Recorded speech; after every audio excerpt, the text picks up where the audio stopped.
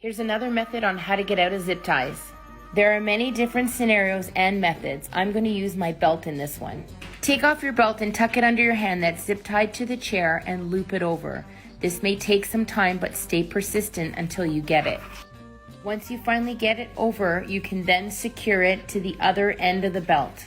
Once it's secure, you're going to lift your foot and place your foot inside the belt. With a nice leg thrust, you're going to snap it open and do the same thing on the other side. Remember to try to stay calm, focused, and determined. It will take some time, but when your life is at stake, it is worth it.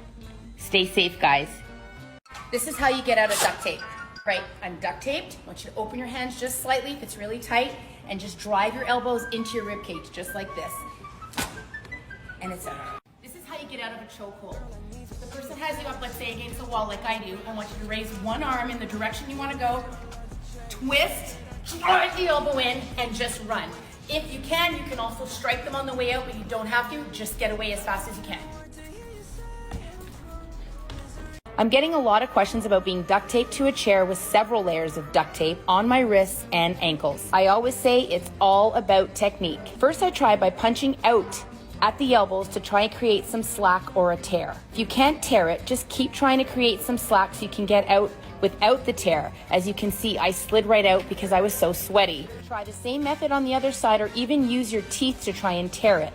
Once you get your arms free, then work on your legs. You can either squat down, or if that doesn't work, use your hands to tear it open. Yes, it's a lot of work, but when your life's at stake, you just have to keep trying.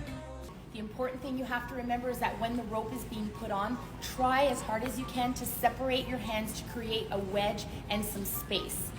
That way, when it is time to escape, it's on pretty snug. When it's time to escape, you're gonna actually put your palms together, just like this, and you're gonna wiggle your wrists around, and in a hand washing motion, just keep rubbing and they'll eventually give. There we go, it's coming. There we go. Don't give up. When your life is at stake, there you go. And we're out.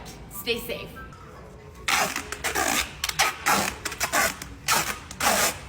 Here's what you're gonna do if you're duct taped to a pole like this. Right, I'm going to, like in my original videos, I'm going to bring my elbows up and thrust back. If that doesn't work, I'm going to use heat and friction by rubbing it up and down against the pole. Let's try it. Nope, so now we're just going to heat and friction work. Just keep at it. All right, the heat and friction isn't working as much, but oh, there we go, it did work. And just a little bit of heat and friction and then movement of the wrist and it came off. We're going to try and rub up and down with the friction. If not, we can just literally try and tape it depending on how many layers.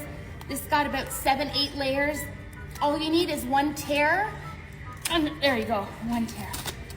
And we are out. Stay safe.